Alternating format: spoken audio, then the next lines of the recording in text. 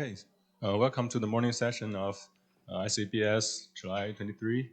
And now we'll hear from Professor Zhang from the University of California, San Francisco, who will talk about unlocking the immune system secrets by network analysis and deep learning approaches. Welcome. Thank you. Good morning, everyone. Thanks to attending this session. Well, first of all, I would like to thank to the organizers and especially Dr. Wu and their group invite me to attend this conference. It was an amazing experience. I have learned a lot from different experts from different areas, physics, mathematics, and computer science, and also a lot of fun activities. So let me briefly introduce myself because my background is very different from a lot of speakers. You guys have listened to the session so far. So I'm a statistician, and my research interest is focusing on how to apply the advanced statistical approaches and computational methods in biomedical research, especially in cancer research. So today I'm going to share our recent research work in the immunology field. Okay. So I think all of us have experienced tough years from 2020 to 2022, and maybe some of you lost your dear family members during the COVID-19 pandemic. And so it's amazing our immune systems, how to fight the virus and disease. So the immune cells in your body actually kind of gather together as an army to fight against the virus or diseases. And T cells actually play very significant vital roles in the adaptive immune system. T cells are the major cellular components of the adaptive immune response. They involve in cell-mediated immunity, and TCR actually stands for T cell receptor. They are the protein complex found on the surface of T cells. They're responsible for recognizing the fragments of antigens as peptides bound to the MHC molecules. TCR actually has complex structures. So typically it has two chains, alpha chain and beta chain. They usually have three CDRs. The most variable CDR region is the CDR3. It actually it is created by the process known as the VDJ recombinations, which also generate the most diversity in the TCR repertoire. Okay. So knowing and understanding the TCR and also their relationship with antigen are very important because TCRs determine the specificity of the T cells in recognizing the antigens and leading to the targeted immune response against the cancer cells, disease, and the virus. Cancer cell actually often they keep modify their representation, try to escape the recognition. Therefore, studying the relationship between TCR and antigen is very important because then we can find out the strategy to recognize the immune recognition. And also, this will be very helpful for us to develop a personalized therapy, which including cancer immunotherapy.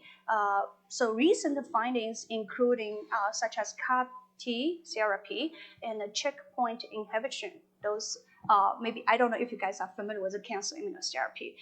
So those are foundation on the immunology findings and the TCR antigen recognition. Okay, of course, we also want to build up the model to understand how people, how the clinical response looks like. So basically, we can put in the real world is like, okay, once we have the immunotherapy or treatment, how patients react to those immunotherapy. Okay. So those motivate our research work because we want to find out how TCR recognize, how TCR binding to the antigens. Therefore, the research question to us is, is there any way we build a more efficient way to find out the prediction, or see how find out how TCR recognize and binding to antigens in both unsupervised and supervised methods? Okay, so before we jump into the actual methods, I would like to introduce about TCR rupture sequencing, because it's very difficult. You just work on the biological structure, right? So with the advancement of the technologies, we can apply NGAs on the TCR rupture, like many other NGAs you have seen for the RNA sequencing on the gene expression data. As mentioned earlier, the TCR rupture, the major diversity is created by the VDJ recombination, right? So therefore, we consider to applying the primers on those junctions. And after that step, we have the PCR and then apply the NGS on top of it. So like the traditional NGA sequencing data, you will actually obtain the FASTQ data after the pre-process, including QC and pre-alignment. We will have the sequence, which is like this, and is the ACTG sequence, which is we call nucleotide sequence, and their account, along with amino acid sequence and the VDJ genes. Okay. However, the TCR rupture is very dynamic. They keep changing, and they have a lot of sequences. Usually for one sample, for the bulk TCR, we can have from 0.1 million to 500,000 sequences. So you can see there are massive data. And in addition to that, because it's adaptive immune system, therefore the sequences actually are not stable. They keep changing. Even for healthy donors, we have data, healthy donor, we collect the sequencing data monthly, and we check the sequences. Even for the healthy donor, the sequences are keep changing. The overlap sequences percentage is lower than 1%. Therefore, using the traditional analysis like a gene expression data, there's no way to do such analysis. Okay, so based on that, we have worked on this type of data set for last several years. We start with the global rupture matrix, like many other people have done. So we use diversity, we use clonality to define diversity, and later on we developed the index called TCR convergence. However, the issues of those global matrix are that it's kind of like we use mean, average number to describe a population. So let's say we have a classroom here, right? We have so many audience. If we want to describe the population, we just say the mean age is say 25. Well, you can describe it, but we lose a lot of information. Therefore, we jump into the next generation with the VDJ gene usage.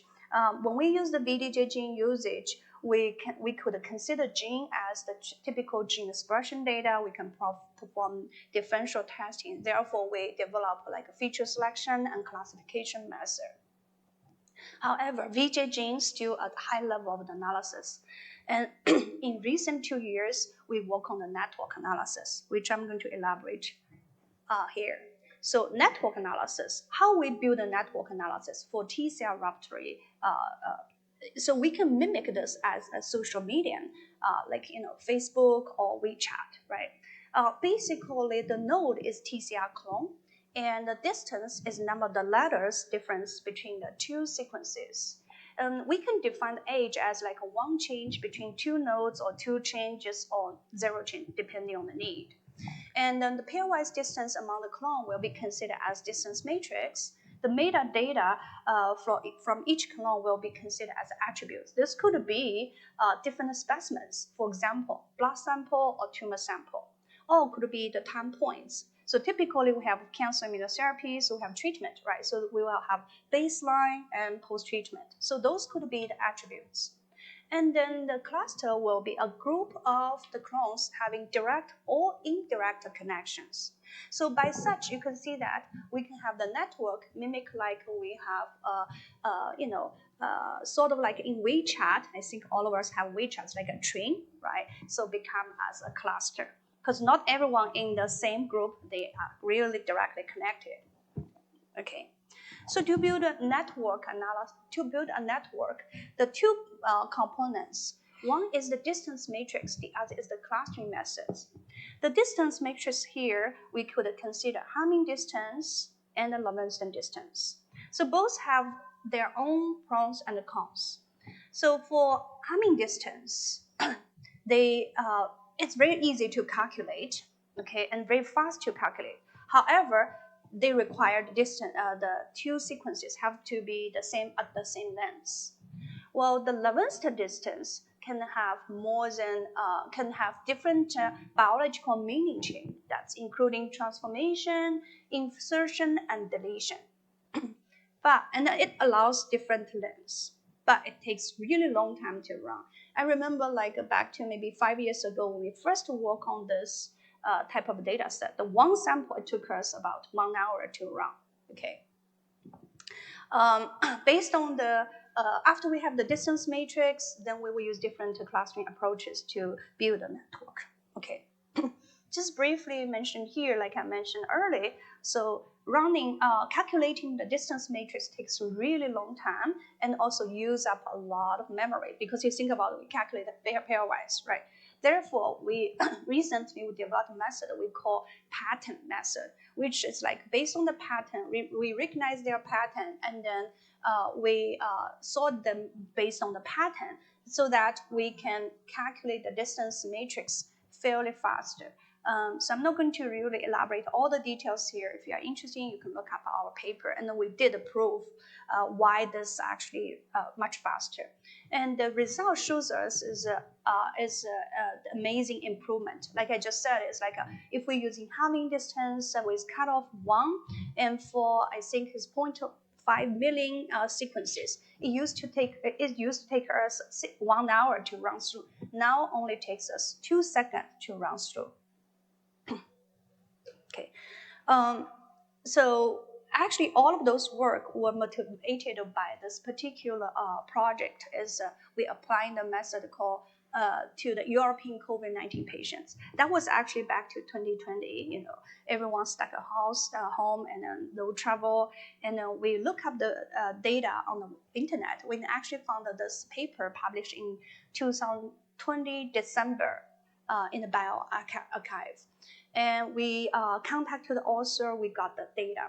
So this is a group of patients. They actually have 2 groups of patients. One group is on the top of those diagram. Those are the patients, they are, relatively speaking, they were less severe COVID-19 infected, and eventually they recovered. You can see all the green bars. The bottom are those patients who actually severe COVID-19 patients. And unfortunately, some of them actually, they died. You can see all those, the red, and then they finished. And then we also have a group of healthy donors. So in total, we have 37 patients, and I think we have roughly about 20 healthy donors. For some of the patients, we have multiple time points. In total, we have 69 time points and have more than 8 million TCR sequences. So here I want to mention is that because this is not where designed a study, traditional clinical trial or experimental design. This is just we call this as a cohort study. So there is no baseline, right? Because patients come to the hospital, they already got COVID infected. So so what we have is the first day they have their COVID infected or they hospitalized, and then follow their few days or few weeks, and then we do have the samples from recovered time point. Okay, so our the paper itself already published. They did a very basic data analysis for the TCR sequence. What we are thinking is that we want to find out if there are TCRs COVID specifically, or if they are COVID associated. So we use our NAIR package. This is one of the pipeline here. Is we use what we call is finding disease associated cluster workflow. So I'm not going through all the details. So again, if you're interested, you can look up in our paper. So by using this pipeline, we were able to identify the COVID-only TCRs and also COVID-associated TCRs. What do they mean here? So if you look at on your left side, those networks, so those are the TCRs. They actually only present in COVID-19 patients, but not in the healthy donors in the sample. Okay, and also amazingly, you can see that they shared by multiple COVID-19 patients. So even though they only present in COVID-19 patients, but they still shared by many other different COVID-19 patients. And then you can see that some of them actually are identical TCR sequences. Some actually have like maybe one mismatch in terms of sequences, which you can see from the shape of the network. If they are more like a ball shape, so which means they're identical TCRs. Okay, so that's actually is very interesting. The reason is that I mentioned earlier, so even for healthy donor, the shared TCR across time points very limited, right? But this can shared by multiple different COVID-19 patients, which means this TCR is very interesting. And in fact, there is a fundamental assumption behind this. For the TCR, they converged or more alike, they are likely to bind or say recognize the same antigen. Okay. On the right-hand side of this clusters, the networks are COVID-associated TCRs. So that means those TCRs, they presented in both COVID and healthy donors. However, they actually have different frequencies in terms of the presentation. Okay.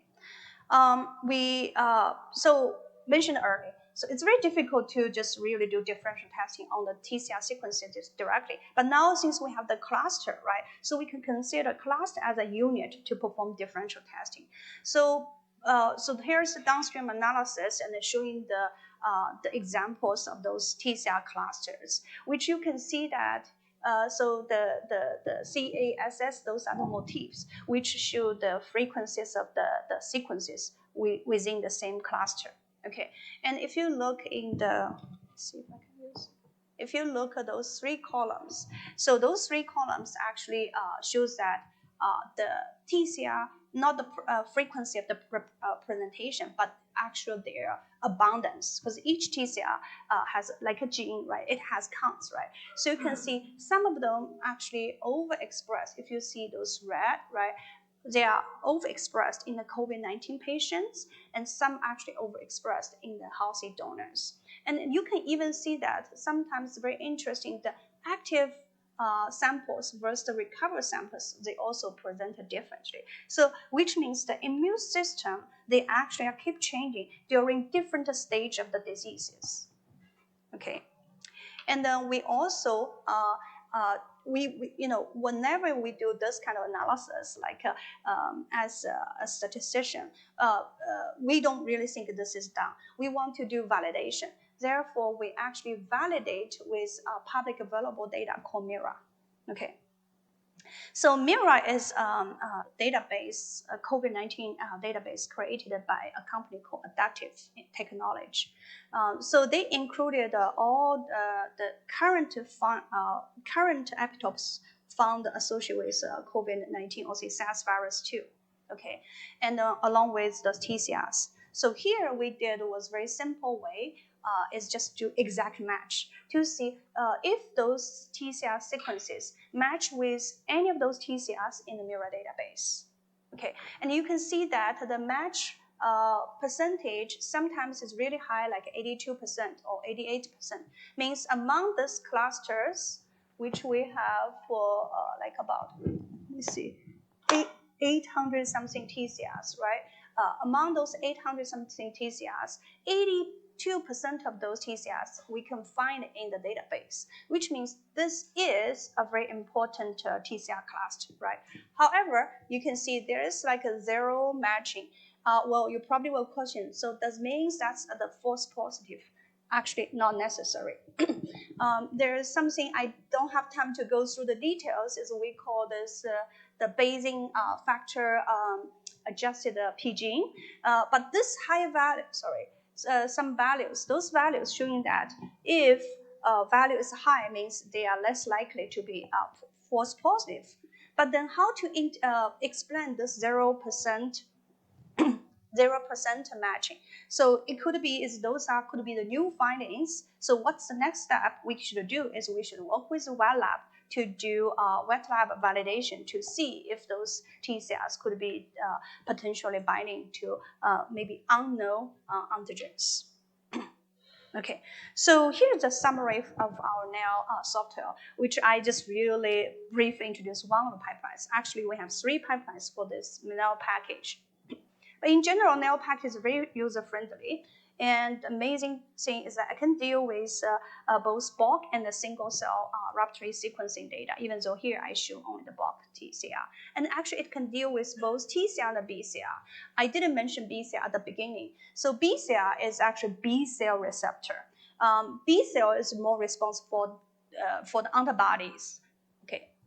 And also, it can support different distance measures and different types of distance. And then the most important thing is we have very nice visualization tool. And then this is our paper, and then we also publish our software in R, and then we have updated code in GitHub. Excuse me. Okay, oops. Sorry. Okay, so I mentioned earlier is we can do exact match, right? So this is the no COVID related peptides. Okay, those are the top 4. And we actually can match them in our European data set. So you can see they are matched, and then we plot their network, how they looks like, right? So as I mentioned earlier is how can we so this is what we mentioned. I mentioned earlier. This is more like unsupervised way to identify the TCRs, which have potential to bind or recognize antigens, right? But we do need a lot of work to really to validate, right? So then the next step we want to do is there any way we can do more supervised prediction? So the next work we did is called PepTCR-net. Is aimed to build a prediction tool to estimate the probability of TCRs binding to a specific antigens. Okay, so as you can see that is in that framework is we have TCR sequence, we have VJ genes. This is always come with the TCR sequencing data, right? And sometimes we have HLA type. So HLA type is very important. So that's actually is associated with MHC moleculars, and it's always driven about antigen bindings. Okay, but unfortunately, HLA type information is not always available. Is not always available, and we have I think 5 HLA genes, and then most of the time we might just have HLA. Okay, here we consider 2 steps. We first want to consider feature engineering. The reason is we have sequencing data here, right? It's very difficult to build a prediction model directly on the sequencing data. Second step is going to build a prediction model eventually to identify to calculate the probability of each TCR, how they bind to the particular peptide sequence. Okay. So this is an overview of our pipeline of the PepTCR-net. So basically, we have 3 modules. Well, I should say 2 modules. A and B both are the feature engineering, and the C is the prediction. Okay. So for A, this is the feature engineering for sequence embedding, which we focus on how we can decode the TCR and then and the peptide sequence. And figure B is the categorical encoding, which is directly to deal with the HLA and also the VJ genes. Okay. Now I'm jumping to some details here. So the feature engineering step for the sequence embedding module is the most complex module in our work. It actually have 4 different sub-modules.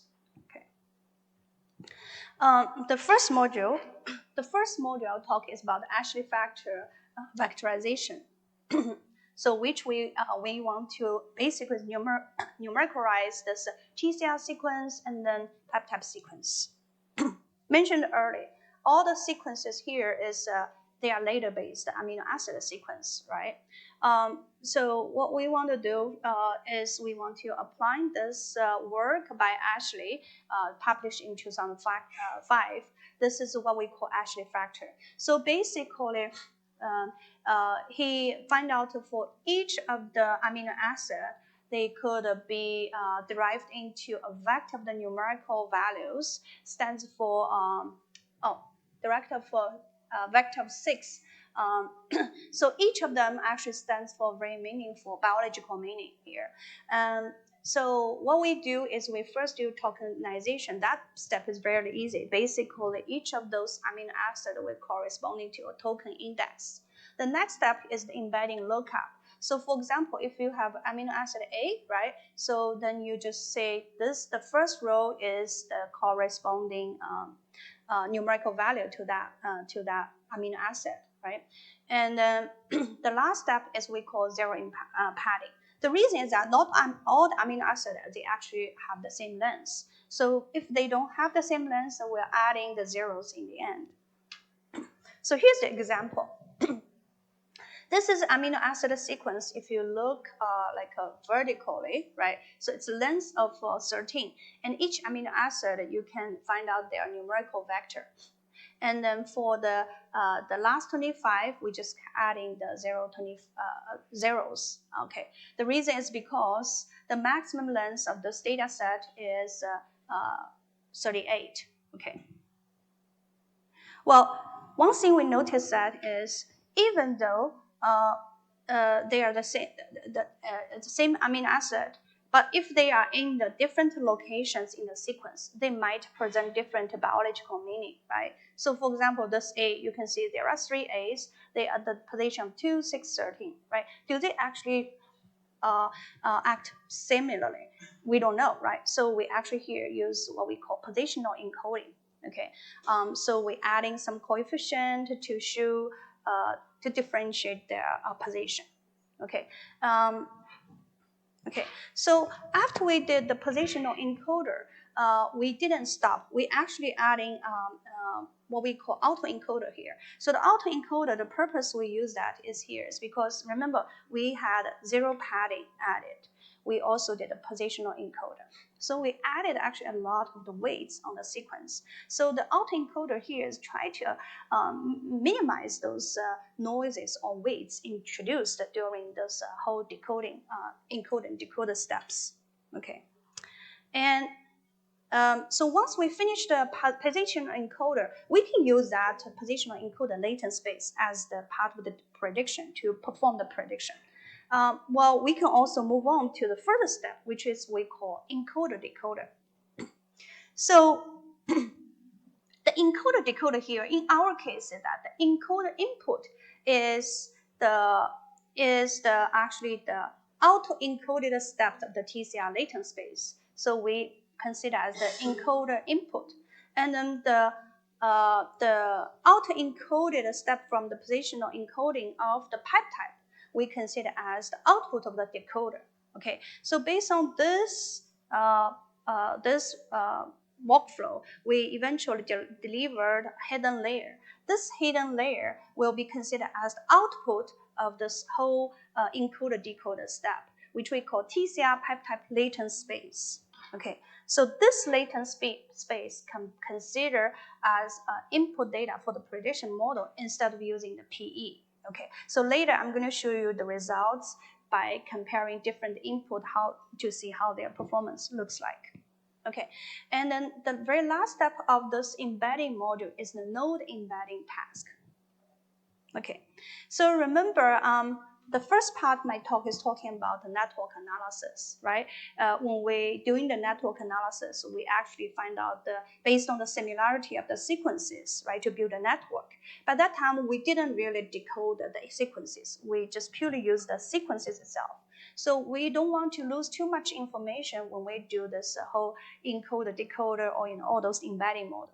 So now we integrate the TCR similarity network along with those embedding module, right? Now we generate, and with the graph neural network, we have the node embedding results. So you can see that we are adding another layer, right? So here's just like a demo. So if we based on the TCR similarity network, you can see that's a very complex network for a Raptory, right? And this is based on embedding module, because based on embedding, the values all become a numerical, right? So we can plot them actually by UMAP of the embedded data, right? So now you can see we color coded them by the antigens. So this is really preliminary data. You can see that is, even though this is not, we cannot perfectly identify the clusters, with the antigens, but you can see this presentation is much better than this one, right? So which means that by incorporating both together, we can have potentially improved identification, even based on, this is purely unsupervised. So this is not supervised prediction yet. So you can see this way is already much better than the TCR, the network analysis. Okay, the second step of the feature engineering is categorical encoding. So this is fairly easy and straightforward. So this is HA type and then VJ gene. All of them we can consider as a categorical variable. So here we consider one hot encoder and plus autoencoder. Why we want to consider autoencoder? Here's just give you the example. So for example, for HA type, right, you're going to have a lot of the genotype of HA, right? And then the one hot encoder basically just introduce the indicator like a 1, 0, right? To instead of like a one vector, we actually expand the vector into like a massive giant matrix, right? So you introduce the autoencoder can help us again reduce the bias extra information due to the expansion. Okay, so after those steps, we have the HA latent space.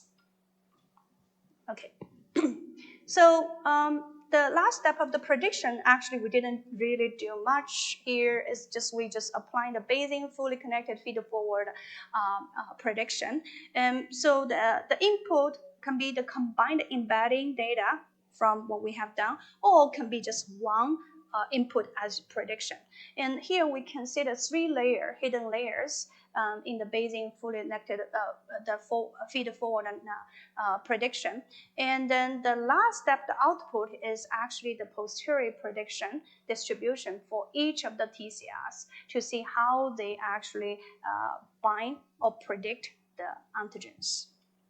Okay, so now I'm talking about examples, how we apply this into the real data set.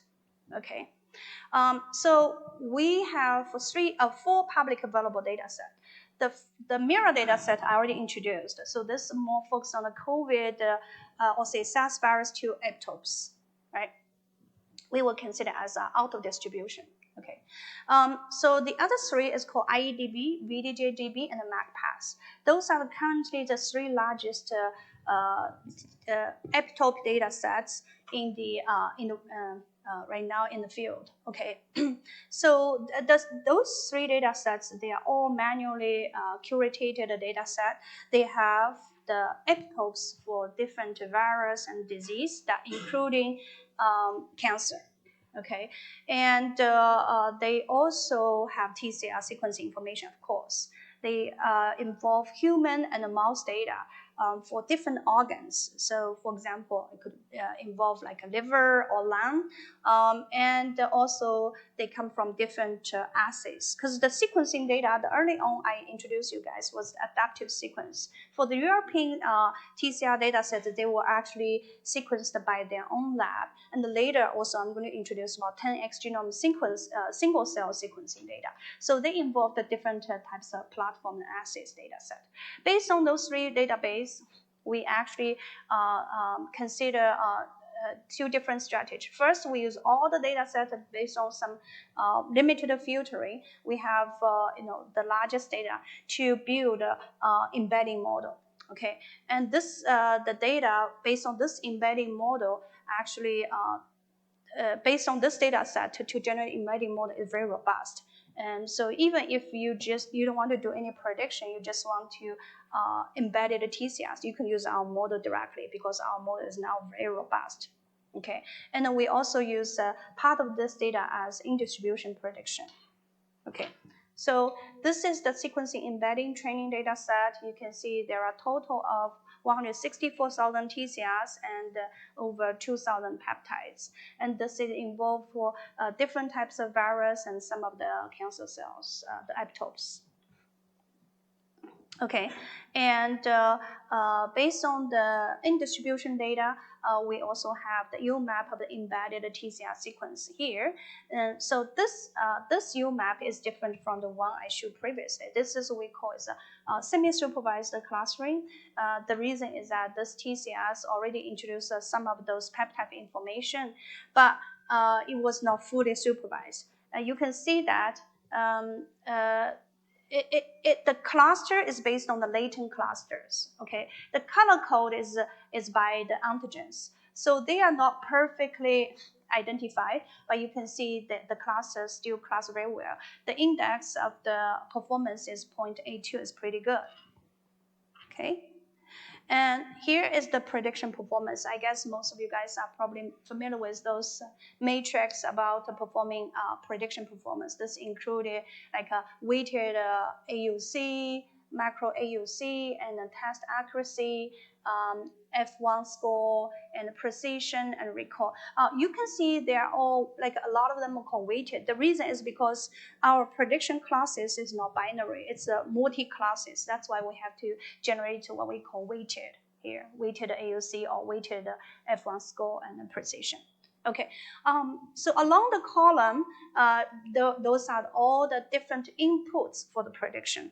I mentioned earlier, it's like we can just have the PE, which is the positional encoded TCR as the input to do the prediction, right? We can also have like adding the HAA, we can also adding VJG information, or we can have like full model to the prediction. So, no doubt, the full model always perform, the best, right?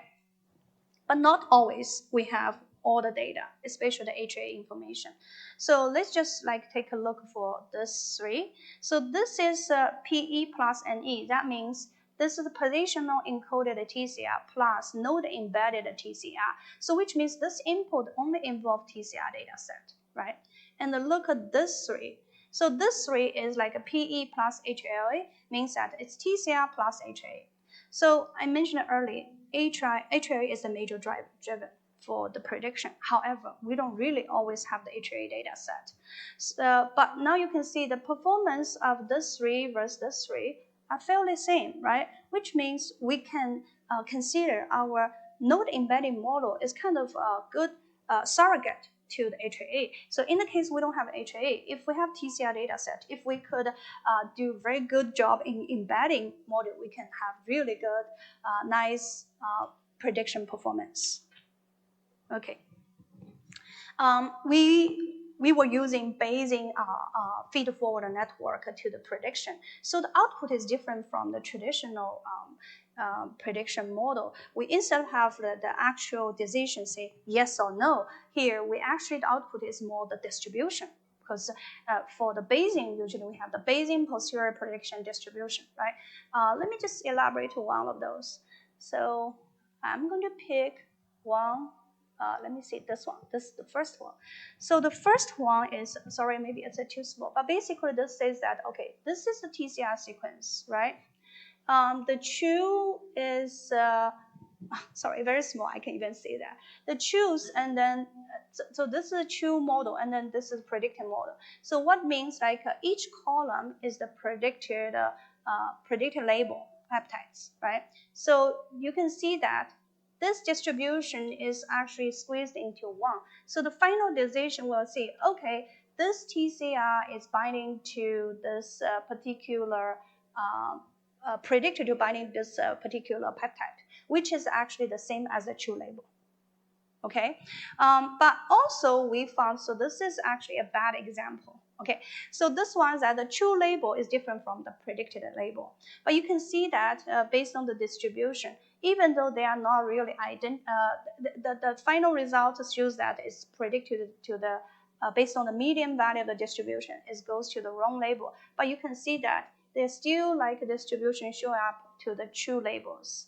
And this shows us that by the Bayesian method, we could have like uncertainty also, to show how confident we are to binding to find out the predictive model, right? And then this is true. This is average prediction score, and that basically is similar like traditional confusion matrix. Basically, this is the average of those median probability across all the TCRs for the same combination of true label and then the predicted label. So we expect the value in the diagonal is as should closer to 1, and you can see the values are fairly well. Okay. Because here our supervised prediction is predicted to the multi-classes, right? And the multi-classes could be, the number of the classes could be very different, right? Could be 5, 10, or 20, or whatever the number. So here we want to check if our method is robust to different numbers of classes. Okay, here we compare across different prediction models, and we can see that our full model always perform very robust across, robust to the number of the classes, which is the top pink ones, right? And then I want to mention the green one. The TESA is the one recently published in Nature. Their method, you can see, actually they perform the worst. So which means our even without the full model, our ED-NE model still perform fairly well. It's comparable to the existing method. Okay, and so I mentioned about we also use the mirror data set as out distribution. The reason is that our embedding model is based on the 3 big data sets, right? To avoid that there's some data leaking, we want to say, okay, now let's build a prediction model purely on a complete different data sets, which is the mirror data set, how their performance looks like. So you can see that the performance still, fairly similar like what we see for the in distribution. And here's the testing results. Those are the top 4, the 4 known antigens. If you remember in the previous slides, I mentioned those are the known antigens, or say the epitopes for the SARS virus 2, right? So this is a confusion matrix. You can see, so there's a 1 perform a little bit fair, but overall the ROC curve, you can see that AUC are pretty good. All of them are above 0.5. Okay, so similarly, this is the Bayesian posterior prediction distribution, and so you can see the example here. We choose or they have the true label and the predicted label matched fairly well. Okay, well, developing any new methods like usually we do, we always want to compare with the existing methods. So here we compare 3 different existing published methods in Nature Review and other methods. So ARGO, ATM TCR, and then PEM-PEP. Okay, I want to mention here is I would say the comparison may not be really fair here. The reason is that all of those 3 methods, they are not really identical as ours, because here we do the prediction is predicted the multi-class peptides. For all the 3 methods here I mentioned that they actually predict as pair. So which means they only the prediction is say if TCR binding to this peptide, so it's like a pair. So which means the outcome is like a 0 or 1. So yes or no, like that. So to do, relative speaking, a fair comparison here, what we say here is we're going to compare the prediction score. Okay, so the top ones is the prediction score for the binding pair, okay, which means to predict yes. And the bottom one is the prediction score for the unbinding pair, which means no. So what do we expect to see is the top ones, the value should close to 1 as much as possible. The bottom should close to 0 as much as possible. Okay, so the rightmost value plot is our method. So you can see all of our methods have very close to 1, the distribution, right? The bottom is very close to 0. So that means our model does have advantage comparing to the other 3 methods. So, so basically comparing to the existing method, our methods, PE, positional encoder, decoder perform similar or better. And also adding the network feature can improve the prediction accuracy. So that, remember that, it's about the node embedding. And of course, when we adding the HA-VJ gene to the prediction, perform the best. Well, Our model also can potentially improve the unsupervised clustering based on the peptides. So that is the one you guys see those UMAP figures. Okay. I think we have some time, so I would like to move on to one of our ongoing projects. This is we actually extend our work to the single cell sequencing setting. Okay, so single cell is different from the box sequencing. So basically, the sequencing is actually done on each of the cells. So the data will be limited, and the data is more sparse. And then typically, single cell. So after the process, you will see is the gene information along with your count. And then by the traditional standard analysis pipeline, we can have the cell type annotation, right? And because it's a single cell sequencing, so each cell has its own barcode. And correspondingly, we nowadays the technical, we can find out the TCR sequences for each of those T cells. So I want to mention, so single cell data set actually involve more than T cells. It also have B cells, plasma cells. But because here we focus on TCR, so this is only for the T cells. Okay, and then the other thing is the single cell sequencing can be applied on both alpha chain and the beta chain. Okay, so we want to extend the NAIR to the single cell sequencing data. So the bottom one, the SCAPI, is the traditional pipeline to perform the single cell analysis. Here we actually adding our NAIR to the single cell TCR sequencing, this including the alpha beta chain matching and the network analysis, also visualize the TCR network. More importantly here, we want to introduce the method we call ITGAT, which use the graph neural network to integrate a TCR sequence with the gene expression data. Okay, so this is the quick pipeline of the ITGAT. So basically start with the TCR sequences. We build a TCR network.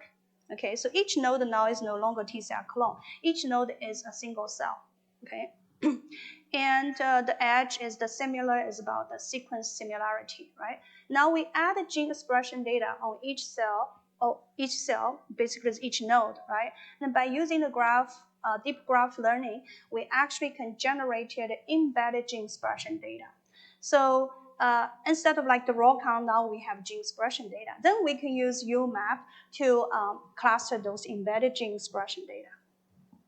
Okay, I want to show you the results because really amazing work here. You can find this is donor from 10x genome dataset.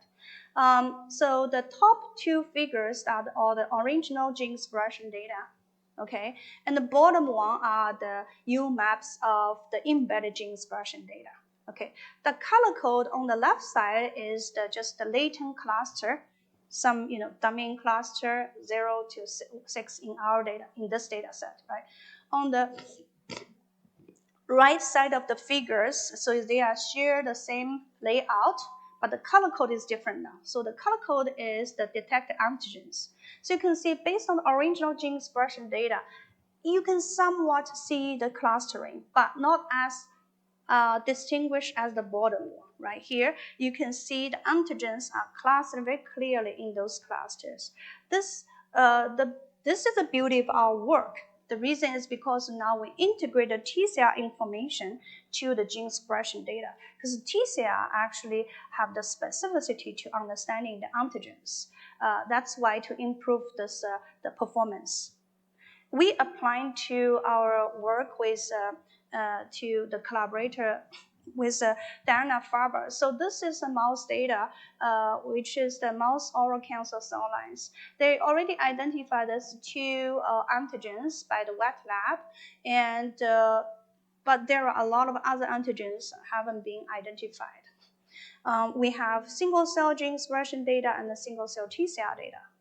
Okay, so again, the same layout of the figures. The top one is basically the raw gene expression data, the UMAP, right? The bottom one is the embedded gene expression data. And the left side is the gene annotations, like you can see CD4, CD8, right? And then the right-hand side one are the color-coded by the binding information. Because we don't know all the binding information, we only know those two. But you can see the cluster is very clear comparing to this one, right? This one you can see basically there's no way to distinguish between these two antigens. Versus this one, you can see the red and the blue are very much separated out. So this is really ongoing work I want to share with you guys. So right now we only know those are the known antigens, right? But based on the latent cluster, we can actually class this embedded gene expression by different clusters, right? So the point is that those potential clusters, which we don't know the antigen yet, they could be potential TCRs binding to the TCRs binding to the potential antigens. What we need to work is we are currently working with the lab to identify if there's possibility maybe we can discover some new antigens. Okay, this is like I said, this is just like identify the T cells binding to the same antigen and provide a high accuracy recognized antigen, better than just using the later-based TCR. This is ongoing work, so we need to improve our performance, and also the model, currently do not have the HLA allele information. Okay, well, in the very end, I would like to acknowledge my mentor, Dr. Larry Fong, who is now moved to Fred Hatch, and my colleagues and collaborators. They are all oncologists, and also my collaborator from San Francisco State University, and my very wonderful team, students and postdocs. They work so hard to get the work done. And then last but not least, to thank to the funding agency, NIH, to support my research for all the work. Well, thank you.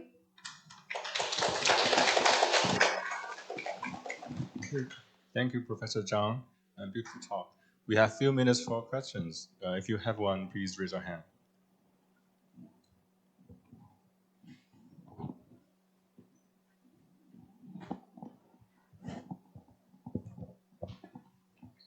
Okay, thanks for your great talk. I just have small questions. Like, I think in the first section, you use some distance to measure some method to measure the distance between those sequence distance. Yeah. I think using ATGC data. Yeah. Let me see. I think it's in 7 or 8 slide. Yes. See here. This one? I think the next one? previous one, maybe. This one? Yeah, previous. Which one? This one? Yeah, this one. Uh-huh. You see, the picture shows you using the ATGC, the nucleotide sequence data. Yeah. And then I think in the second section, you use amino acid data. So I just wondering, the original data you acquire is like in this form or that form, or you just translate this into amino acid? Okay, thank you. Yeah, actually, when I work on this slide last night, I figured I should actually revise this slide a little bit. It's a bit confusing here. So for this type of data set, when they actually sequence, we actually have both. We have both nucleotide sequence and amino acid sequence. We don't need to transform to one from the other. Yeah, we have both sequences. Yeah, that's I think I didn't really process data, but I think we use mixer, yeah, to basically process the FASTQ data from mixer, and then we actually have both. We have both amino acid sequence and nucleotide sequence. Okay, yeah. I see. And if we use amino acid to measure the distance, then we got a matrix. How is that result differ from this? That's a good question. Yeah. So actually, the cutoff. So I didn't have time to talk all the details. So one thing is the cutoff will be different. So amino acid sequence is much shorter than the nucleotide sequence, right? And so first of all, the cutoff traditionally we consider is using 1 as a cutoff to consider similarity. For the nucleotide sequence, we consider usually cutoff is equal to 2. Okay, and also it depends on the if it is TCR or BCR. Okay. Right now, we typically consider for TCR, we should focus on the amino acid sequence because we are more look for the antigen binding. And for BCR, we are more actually focused on the nucleotide sequence because we are more looking into the question of for somatic hypermutation. Yeah, but our software can deal with both cases, amino acid sequence or nucleotide sequence, and then both homing distance and then Levinson distance, and also for different types of cutoff. That's why I said our software is very flexible to deal with different scenario. Yeah, but your question is is great question because really depending on the biological question. Yeah, thank you. Thank you. So thank you very much for your talk. The technique you suggest, I think, is very attractive for to extend application not only in the medical things, about maybe if to some commercial or economic application scenarios, something like. So I have a question about this slide. Identify potential antigen blinding. Maybe the last. You see the last several slides, right? Next to the last one. Okay. Next to the last. Sorry. Let's see. In terms of graphic data clustering, sometimes we meet the same problem. You mean here? Sometimes we are confused. Not this one. Last. Yeah, this one. No, next. Oh, no. Yeah. This one. For the right side. Mm-hmm. The first question is how can we understand the interpretation for this clustering result? Mm-hmm. So first, how many clusters are there? You think? That's a good question.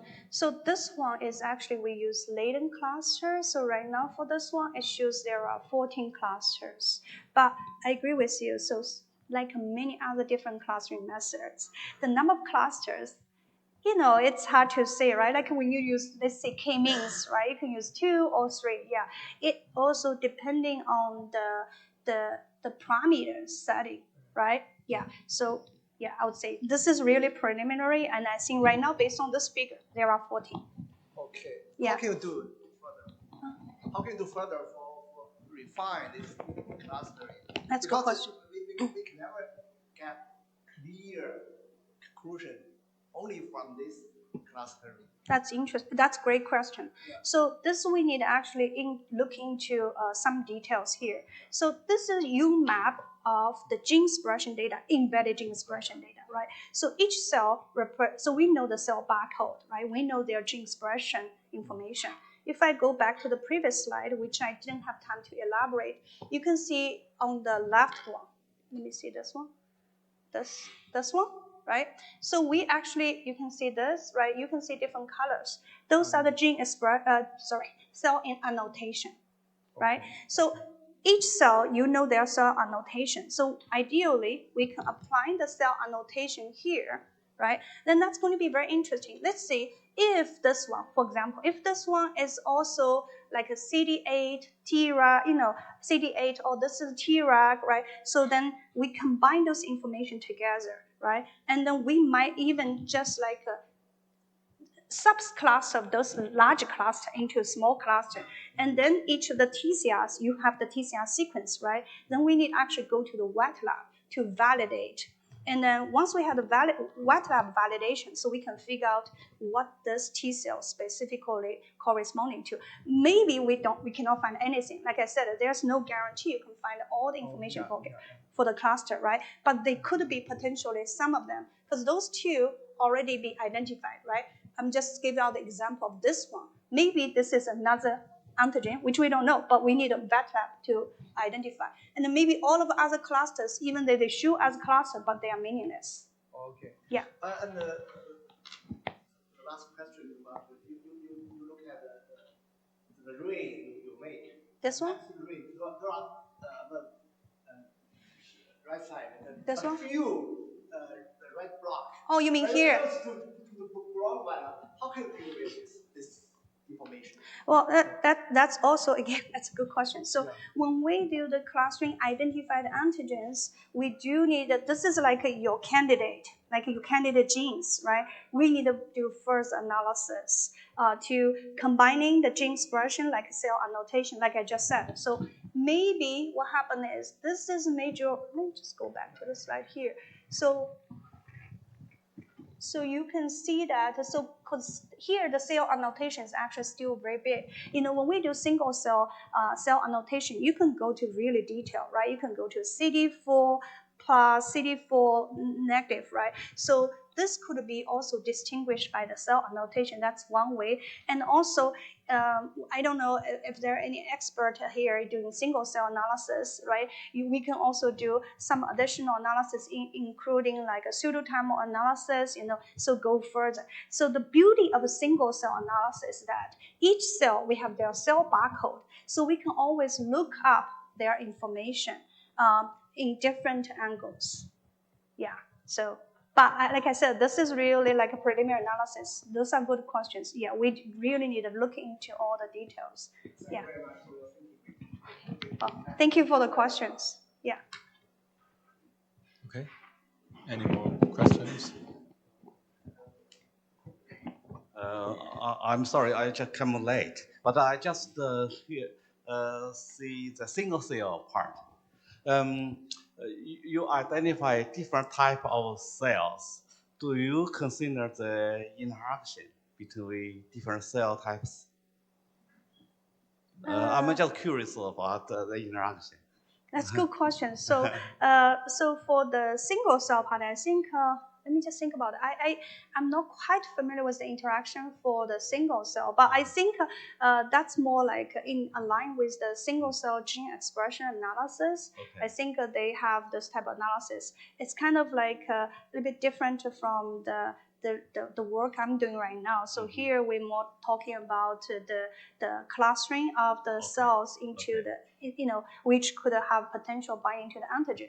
But I think that's actually a good point. And maybe when we do our work, we should take this into consideration about the cell. But one thing, you reminded me one thing is right now people actually working on spatial data analysis. Okay. Yeah. That's all talking about, instead of say interaction, we call cell-cell communication. Yeah, so I think that could be the potential topic. Yeah, but sorry, it's out of my research scope. Yeah. Just from what I listened from your talk, your talk very informative and lots of information and so intriguing to me. I learn a lot. Thank you, Dr.